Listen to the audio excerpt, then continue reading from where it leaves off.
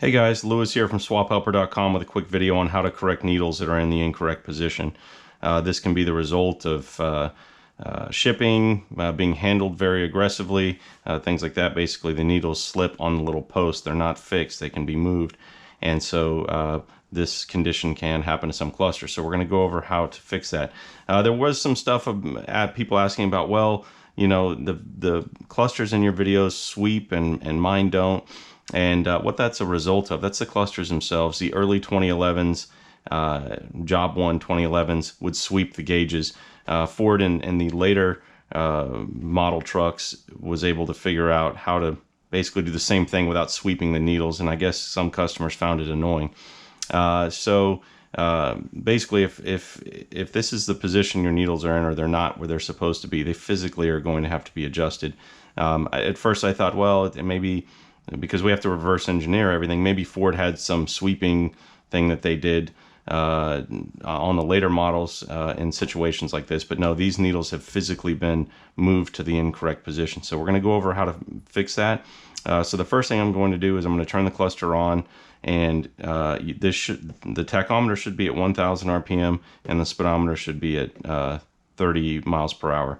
So we're going to see that that's incorrect. Then I'm going to shut the cluster off, and then I'm going to show you how to take it, basically open it up and put the needles in the correct position. So let me get that fired up. Okay, so you see the clusters just started up. This is supposed to be at 1000 RPM. This is supposed to be at 30 miles an hour. Well, and the engine's running, so, well, it thinks the engine's running.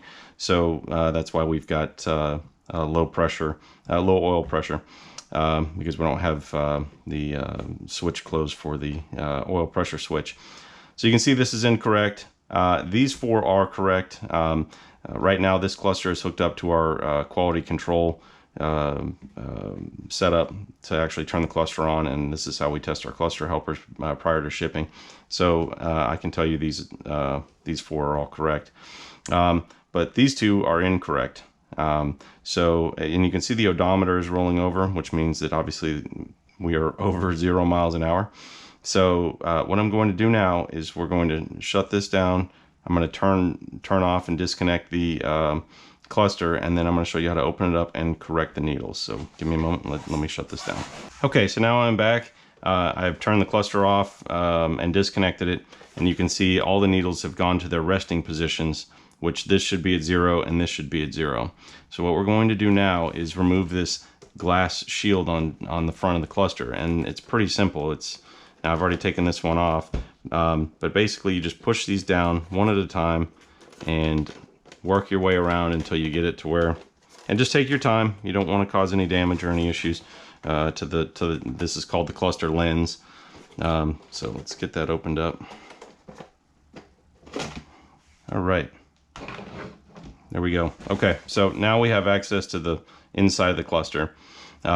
And the way these work, these are literally just pressed on to little posts that come off of the stepper motors. So what we'll want to do, you see it's way behind, so the easiest thing to do is just spin it all the way to the other side and then continue. And it's going to feel a little scary if you've never done this before, because you feel like you're going to twist these things and break them, but they just spin on the post. And I would just spin it, you know, as far as you think you need, and then spin it backwards. And you can see we went a little bit too far. So that's good. You want to go a little bit too far because this is not super precise. It's a little bit of a pain to get it dead on for 0. So now going the other direction, boom, there you go. That one's on 0. I mean, it's maybe a hair over. If you were really paranoid, you could do it a couple of times until you got it dead on. Next one we're going to do is the tachometer. Okay, see now it's at 500, so that's a 0 stop on this side.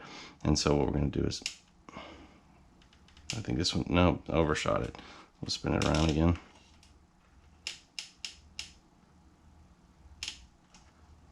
Let me do that one more time.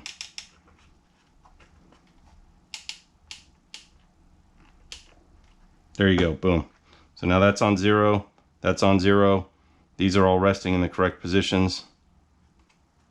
And so feel good about that. So what we're gonna do now is put the lens back on, which is really easy. Basically stick it in there, boom, done deal. Make sure all the tabs are back in.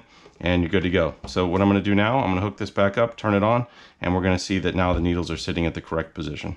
Okay, so I have the cluster helper hooked back up to the cluster, and like I said, it's connected to our quality control setup, which we use to test clusters, test the cluster helpers prior to shipping. So now I'm going to turn on the ignition or emulate it, and you'll see that while this is a 2014 cluster and it doesn't sweep the gauges like the older 2011s and stuff that I show in my videos, you'll see that now the needles are dead accurate. And of course we get the low oil pressure because the oil pressure switch is not closed.